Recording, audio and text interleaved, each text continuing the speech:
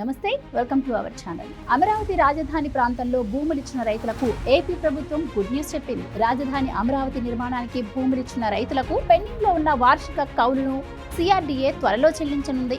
కౌలు నిమిత్తం vote on account బడ్జెట్లో 400 కోట్లు కేటాయించిన ప్రభుత్వం దాన్ని రాజధాని ప్రాంత అభివృద్ధి ప్రాధికార సంస్థకి విడుదల చేస్తూ శుక్రవారం పాలనాపరమైన అనుమతులు జారీ చేసింది. అమరావతిలో ప్రస్తుత హైకోర్టు భవన ప్రాంగణంలో అదనపు నిర్మాణాలకు సంబంధించి 13.33 కోట్లను సిఆర్డీఏ విడుదల చేసింది. భూములిచ్చిన రైతులకు ఎకరానికి ఇస్తున్న వార్షిక కౌలు మరో 5 ఏళ్ల పాటు ప్రభుత్వం చెల్లించాలని ఈ మధ్య నిర్ణయం తీసుకుంది.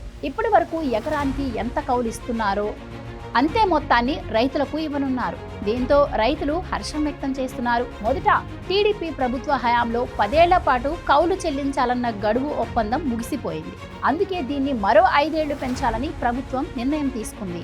మరో 2-3 రోజుల్లో అమరావతి రైతుల ఖాతాల్లో నేరుగా ఈ కౌలు మొత్తం జమ కానుంది. గతంలో అమరావతి రాజధాని కోసం భూములిచ్చిన రైతులకు ఏటా వార్షిక కౌలును ప్రభుత్వం చెల్లిస్తోంది. 5 ఏళ్లుగా ప్రతి ఏడాది కౌలు కోసం హైకోర్టును ఆశ్రయించిన రైతులకు ఇప్పుడు అలాంటి అవసరం లేకుండా నేరుగా కౌలు విడుదల చేసేందుకు ప్రభుత్వం రెడీ అయింది.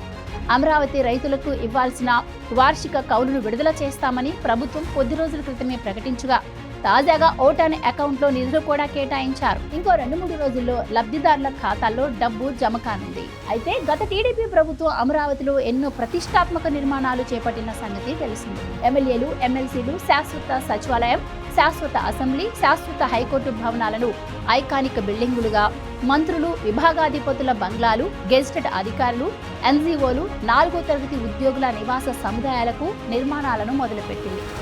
ఇక 2019 ఎన్నికల్లో అధికారంలోకి వచ్చిన వైఎస్ఆర్సీపీ ప్రభుత్వం ఆ పనుల్ని నిర్దాక్షిణ్యంగా నిలిపివేసింది.